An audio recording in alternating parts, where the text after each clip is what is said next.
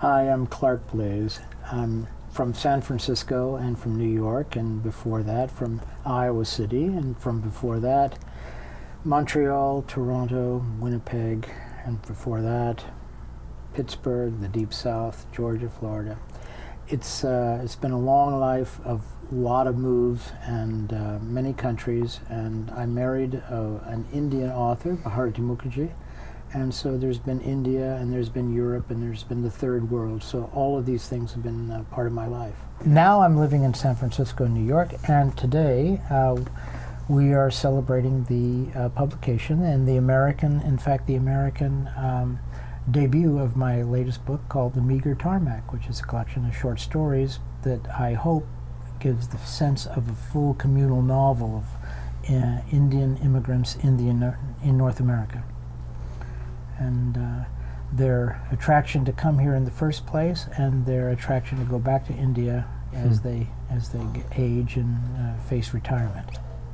My name's Alexander MacLeod, and I'm from Nova Scotia, Canada, by way of Windsor, Detroit, and I'm here to launch my collection of short stories called Light Lifting, which is all about life on the American border. Canadian side of the American border.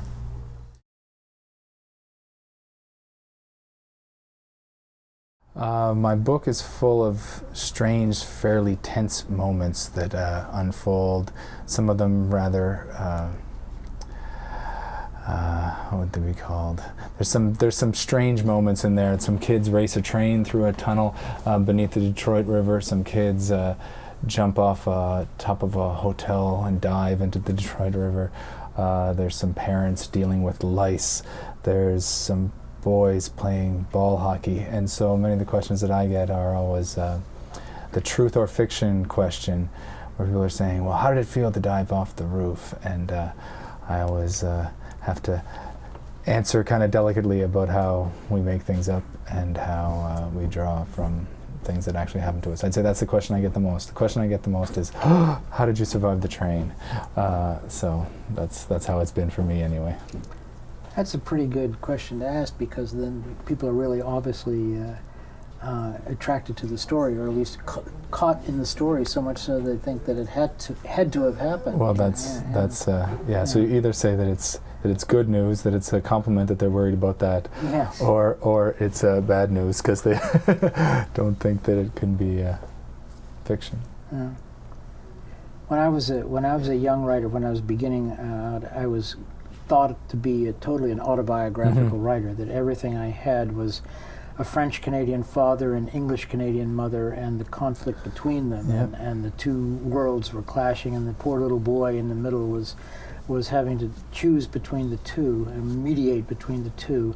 And over the last many years, many decades now, I've been moving away and away and away from that. So now I'm writing about Indians, that is Indo-Americans and Indo-Canadians, who have no connection to my life except the fact that I've been married for nearly 50 years to an Indian author.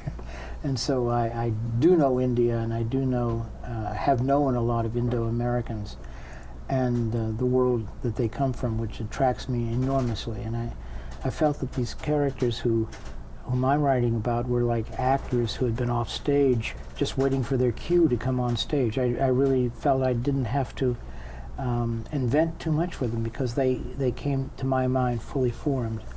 So that was a lovely experience as a writer to finally have that experience. I think it's something that Philip Roth probably has every day of his life, but for me it was worth waiting 50 years for.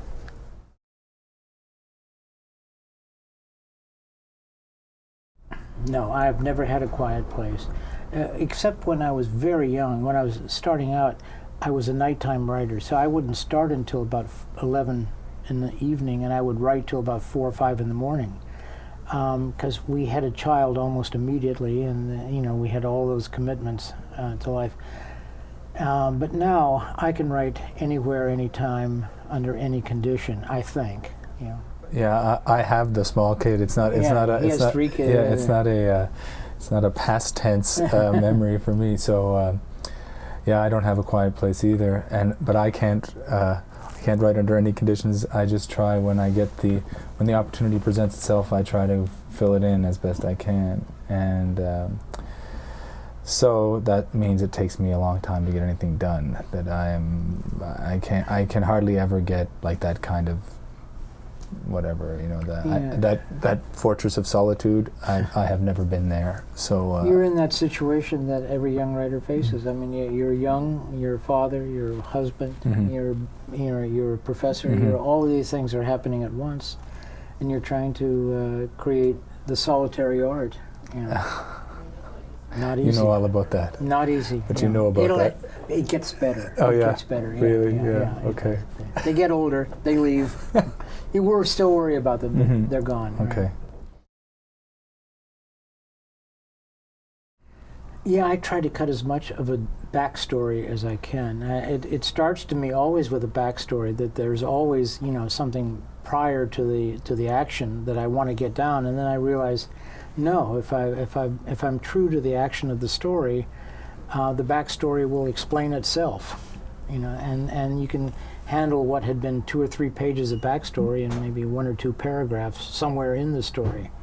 So that's one thing. I mean, there are many other things that you cut. I mean, just anything that sounds suddenly journalistic, or something that sounds suddenly thumping with meaning and with ideas and with with get rid of ideas. Yeah, get rid of it. You get rid of it. Stories are a dramatic, to me, are a dramatic form, and just like you can't have backstories in a play and without them falling dead, the same thing is true, I think, in a short story.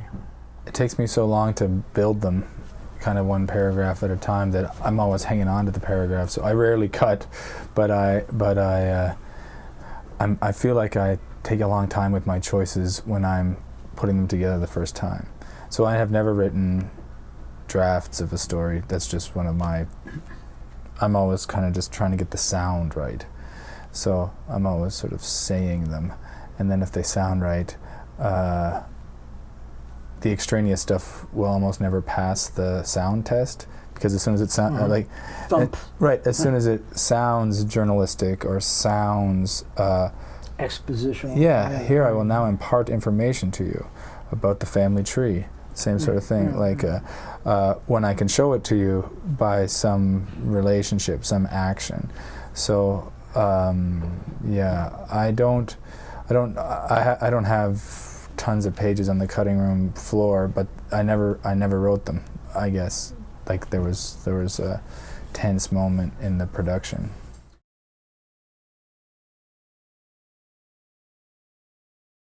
I'm not even saying this because he's here, because we've never done this before. But Clark's stories were hugely influential to me, and still are. And everywhere I go in Canada, when they always ask me, what books should people read, I always say Clark Blaise stories. It's true, because I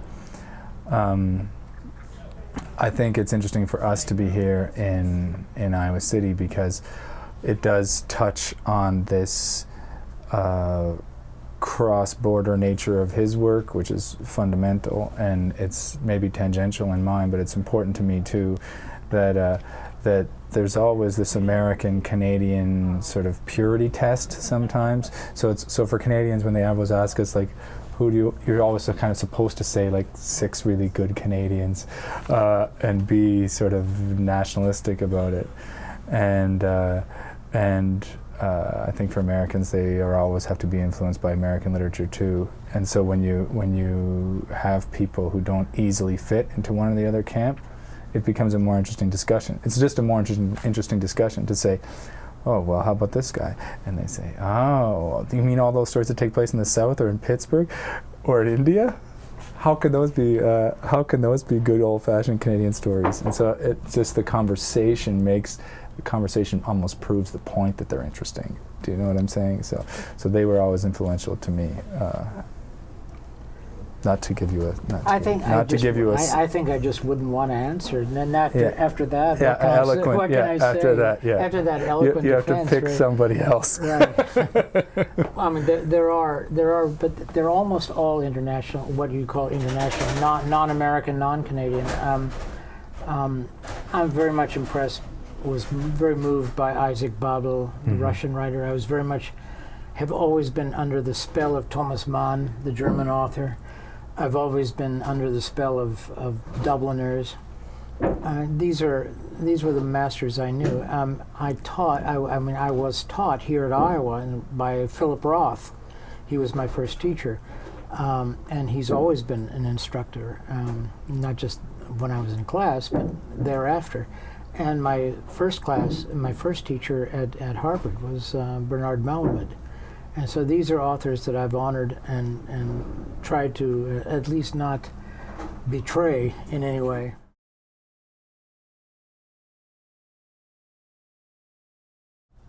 I'm a traveler. I love to travel, and I've lived many years in India, many years in Europe, many years in Canada, many years in the States. And recharge, and that's physically recharging, but I also recharge literally by reading. That's a much cheaper way to travel, is to read literature from wide areas. I was here as the director of the International Writing Program, so I had every year 35 writers from all over the world, and so I had to read them on their terms, not on my terms, on their terms. And that was enormously liberating and refreshing. Yeah, no, travel doesn't work for me. I get tired when I travel. I'm traveling now, and I feel tired. So it's not, I don't suppose that jumping from city to city is what you're talking about, about making you feel good. Yeah. But I'm a long-distance runner, so I run a lot. And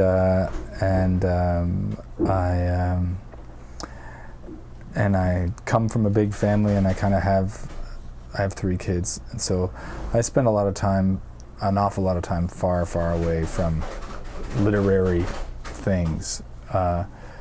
That's not to say that I don't feel affection for literature or that I don't appreciate it. It's just I really appreciate my time away from it, and I don't think I need it as a kind of omnipresent social thing around me. So I enjoy reading, and I enjoy, I teach. I think it's also because I teach in a university, and I have I have enough exposure. Yeah. So I get away from it whenever I can.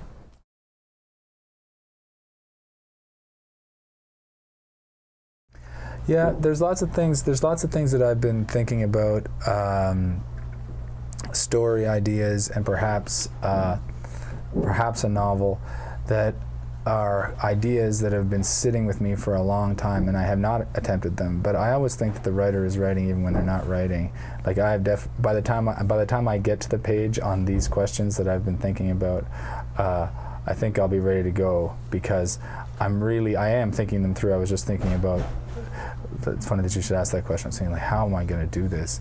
But thinking it through all the time. I was thinking it through today, wandering around in town here, because I was kind of thinking about this place and how it fits in with some things I have been wondering about. Travel does do that, but yeah, there's all kinds of stuff that I haven't attempted, but I am considering. In my own world, it's my mother's world that I haven't really attacked. I've done a lot of work on the French Canadian side, my father's side, but my mother was an even more interesting woman, and her background is even more anomalous than my father's was.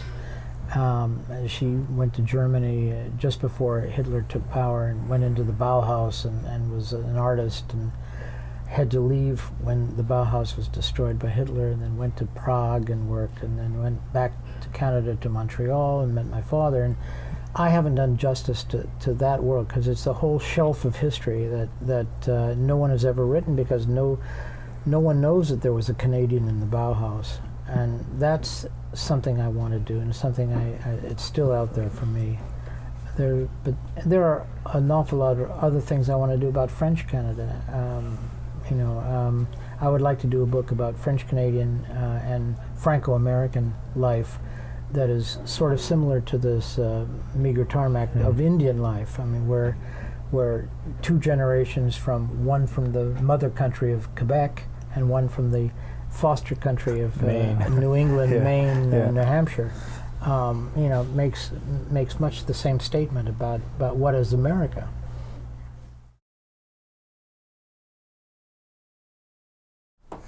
This is a great question. It's a great question because I think that those profound spiritual questions emerge even in like atheistic writers. They emerge all the time. So when this book came out, it came out in Canada in October last year, and some people approached me to anthologize a couple of the stories in it, and one was like a really kind of crazily religious anthology, and I was like, I was saying, well, what is it? What do you want this for? And the other one was another one was sort of a spiritual one. And I said yes to one and no to another one because I could kind of see the way that one set of readers would have found something maybe as basic as a sort of quest for meaning, something as basic as a quest for significance, which is definitely something that, like I said, those two guys who are distance runners in my story, like they are trying to do something significant. It's run fast. But there is a question about significance going on there, which leads almost inevitably to like what you would assign your spirit to, what you would sign over your life force in pursuit of. So in fact, like everything that, like literary life is a spiritual quest, I suppose, because writers think it's a significant way to spend their time. Distance runners think that getting faster is a significant way to spend their time, literally spend their time. And so, or whatever, discharge their life force. So yeah, I find those spiritual questions fascinating, though they were never, I was never like I was never beginning any of these stories with theological questions in mind, ever. But it was interesting to me that you could write about guys who lay bricks, like they're bricklayers, that's what they do, and that someone would see that as a religious story. I found that a little bit disturbing, but also a little bit fascinating. So that's just what happened, though, with those spiritual questions, yeah. Well, if you take the spiritual as the ultimate literary critique, I mean, that is, ultimately all stories rise, the rise must converge, right? I mean, so to speak of a spiritual writer. So that, eventually every choice you make is leading towards climbing a ladder towards spirituality. I mean, what choices does a writer make? Why this and not that? Why this, not that? And sentence by sentence, these are choices. And the choices that you make do lead to something. I mean, even if you didn't intend it, and even if you're not thinking about it, ultimately you can interpret it in that way.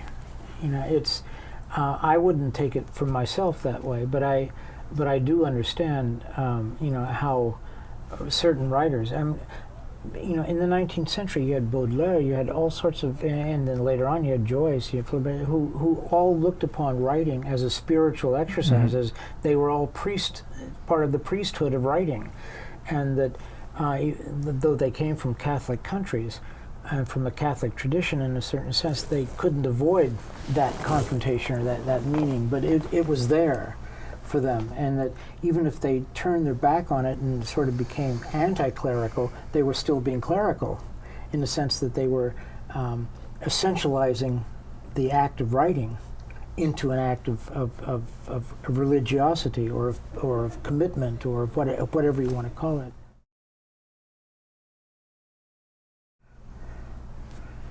Well, we used to say in the workshop here, a writer, you can't call yourself a writer until you've published something. I mean, that's a kind of maybe a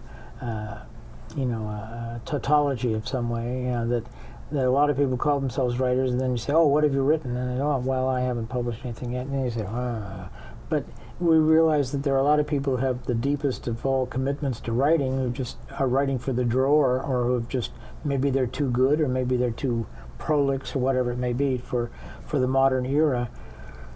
A writer is someone who observes, and he observes with a certain passion, and he observes with a certain compassion, and seeks to create worlds that are, that are not quite ours, that are little, he seeks to create a substitute reality for the world we live in, that is more meaningful or more sharply delineated. And there's so many ways you can define it. Those are just the first things that come off my head.